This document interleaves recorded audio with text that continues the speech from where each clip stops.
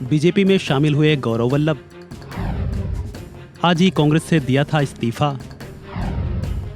BJP में जाने के बाद कांग्रेस पर क्या बोले? पत्र भी सुबह सोशल मीडिया के विभिन्न प्लेटफॉर्म पर डाला, आप लोगों ने जरूर देखा होगा।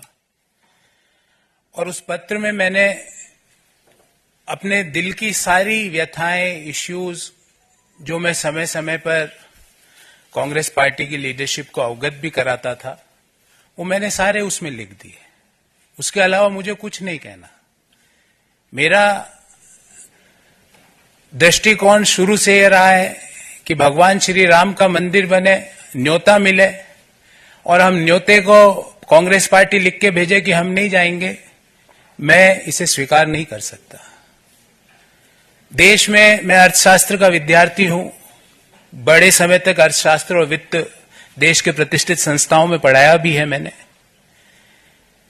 सुबह से शाम वेल्थ क्रिएटर्स को गाली, उन नीतियों को गाली, निजीकरण, उदारीकरण, वैश्वीकरण, जो पूरी दुनिया मानती है कि जो डॉक्टर मनमोहन सिंह जी और पीवी नरसिम्हा राव जी की सरकार ने किया, उन नीतियों को गाली।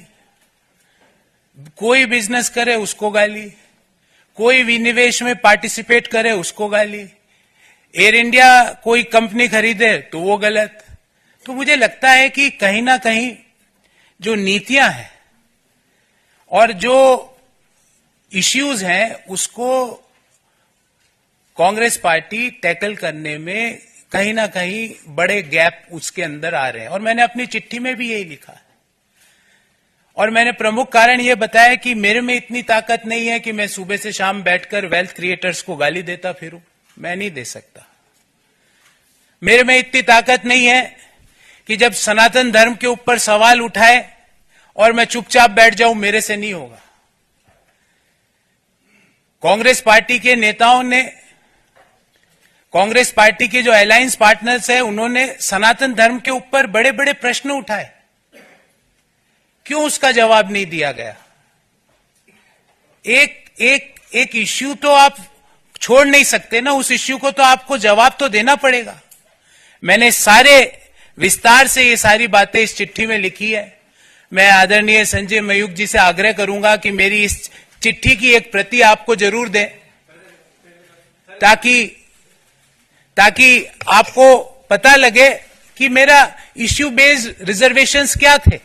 और मैं महाभारत के इस छंद से अपने आप को हमेशा रेगुलेट और डायरेक्ट करता हूं, जो मैंने इस चिट्ठी में भी लिखा है।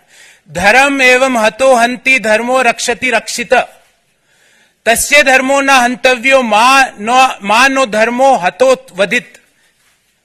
अर्थात धर्म के मामले में आप चुप्पी साध लो, जो गालियां दे रहे हैं सनातन को आप चुप्पी साध लेते हो, वेल्थ क्रिएटर्स को जो गाली दे रहा है आप चुप्पी साध लेते हो, और उल्टा गालियां दे रहे हो।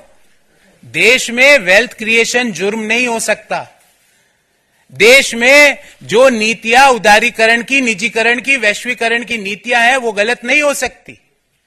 आज आप इसलिए उन चीजों को गलत बोलते हो क्योंकि वो एक ऐसे व्यक्ति उन चीजों को आगे लेके जा रहा है जिनको आपको सुबह से शाम गाली देनी है। मैंने कम से कम 300-400 प्रेस वार्ताएं करी है साथियों, आपने भी कहीं ना कहीं मुझे जरूर देखा होगा। मैंने इश्यू बेस्ड रिजर्वेशंस पे बात करी है, व्यक्ति परक्ष आरोप आलोचनाएं नहीं करी है। व्यक्तियों के बारे में राजनीतिक पार्टियों पे आक्षेप नहीं होते। राजनीतिक पार्टियां आइडियोलॉजीज पर आधारित होती है, और जो आइडियोलॉजीज पर मैं ये सोच के कांग्रेस पार्टी, जिस आइडियोलॉजी को सोच के मैंने ज्वाइन किया था कि नए आइडियाज का, इंटेलेक्चुअल आइडियाज का, नए सोच का वहां पर सम्मान होगा, पर नए सोच का, नए आइडियाज का, नए लोगों को सम्मान छोड़ के क्रश करने की प्रक्रिया भारत को आगे नहीं ले जा सकती। और अल्टीमेटली हमारी आइडियोलॉजीज, पार्टीज की, पॉलिटिकल राजनीतिक पार्टियों की आइडियोलॉजीज अलग अलग हो सकती है, पर एक आइडियोलॉजी जो हम सबको जोड़ती है वो भारत को आगे ले जाने की आइडियोलॉजी, और उसी आइडियोलॉजी को ध्यान में रखते हुए जो विकसित भारत की जो संकल्पना है उसको आगे ले जाने के लिए जो आइडियोलॉजी ने मुझे आकर्षित किया और मैंने आज भारतीय जनता पार्टी ज्वाइन करी। मुझे उम्मीद है मैं अपनी योग्यता का, अपने ज्ञान का, अपनी समझ का प्रयोग भारत को आगे ले जाने में जरूर